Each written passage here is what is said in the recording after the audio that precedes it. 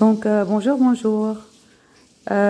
Tous et toutes, nous avons les mêmes sentiments, la part sombre avec la part lumineuse.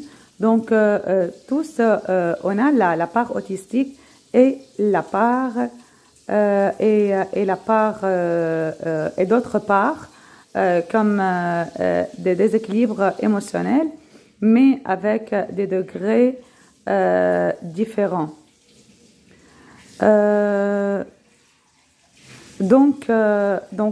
La part qui balbutie, la personne qui balbutie, l'importance est que la personne s'auto-observe pour reprendre son équilibre émotionnel à travers un professionnel en collaboration avec les parents. Et n'oublions pas que les faiblesses de nos enfants parfois sont le miroir de nos faiblesses aussi, qui nous poussent à s'auto-observer, et quand on s'évolue automatiquement, la situation de nos enfants s'améliore en parallèle aussi. Avec l'enfant qui balbutie, si c'est le cas d'un trouble sentimental et non communicatif, on donne sa valeur, on l'apprécie, plus on l'écoute doucement sans l'aider et sans l'interrompre, et avec amour. Quant à l'autisme, avec un spectre très simple, a besoin de la tendresse,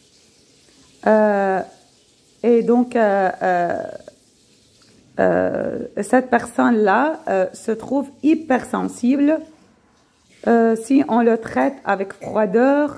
Donc, il a besoin d'une ambiance d'accompagnement tendre et chaleureux pour l'aider à sortir de son isolement. Donc, à ne pas le critiquer, mais lui dire les choses calmement, tendrement et sans colère ou agressivité. Et on comprend tout à fait que même si les parents essaient plusieurs fois et sans succès, on accepte ces échecs, car avec une stabilité émotionnelle, sans colère ou tristesse ou anxiété, on pourra réussir et ça va venir. C'est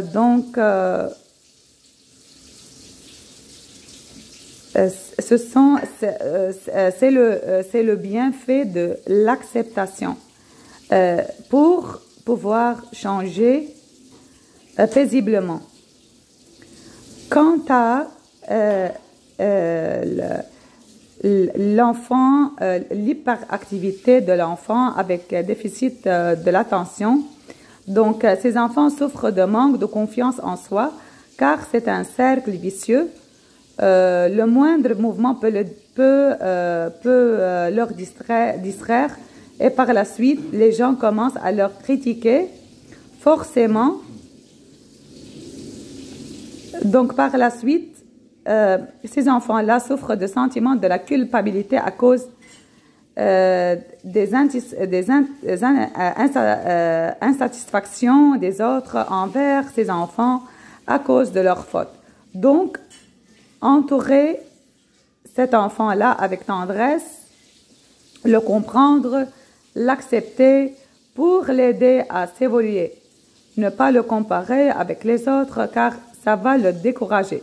N'oublions pas que ces enfants-là, une fois on a réussi à leur aider à reprendre leur équilibre, ils vont être efficaces en société, car ils ont une intelligence émotionnelle élevée. Ne pas les critiquer en leur disant des mots qui leur blessent, comme vous êtes impoli ou insupportable. Enfin, on remercie les mamans qui acceptent leur enfant avec amour et qui encouragent et qui l'encouragent malgré toutes les pressions sociales et à tous les degrés. Je vous souhaite une très belle journée et à très bientôt avec une continuité.